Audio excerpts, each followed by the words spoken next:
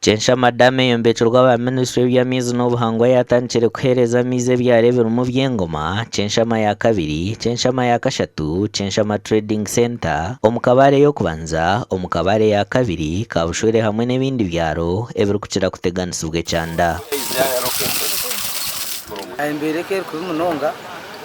konkambwe ntatamizo basaga tapu ngatweraho n'abantu bakitungana munonga amizi genyanja n'amazi kuba turiyo mbwirwe cyanda na munonga amizi hati ninde bagashyikira hiha abantu abayobasa kufunyente zabo kugenda ngo mbaza kuzeshera konka hati nzitandika kunywera hamwe cya kabiri hariho n'abantu abayobozi abahingi ababene bakunda kuhinga konka bari kureba ngo kuza kuzaha damu henyine kuza kwitahira hamizi kibenki bagumera teji neza kutuyamba munonga kandi tubyakire no kushemererwa kandi dushemererwa government etwire project teji evugambirwa mu rukiko rw'ahamuhero rw'aba Ministry abebembezi baza district zombi hamwe n'abatura ovabire bagire kurambura damu yombekirwe kutura n'enyanja tukanabaki hate ne tushemeye nebe nabyo by the way nibyo tushemeye kuba twegeza abantu okoremerwe iki hate kigizere kita government kiza enablers government riyo negireta station workers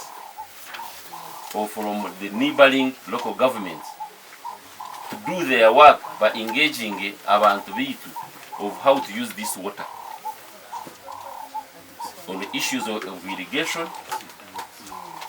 amwena no government yanyu amezi kandi ku chairman y'ishyirahamwe yayagambye n'esente nyinshi ezi government erataho kugira ngo abantu batunge amezi gabatire ubana ko kunywa gukozesa muka ubana gebihirwa ubana gente damage tirwaho na solar panels z'ukurenga mu 200 z'urukora amashanyarazi agarukwero kucunda mizo kwikombantu kandi je yombecurwa ba Global Technical Services amakuraga gashakwa Adolf Ayoreka.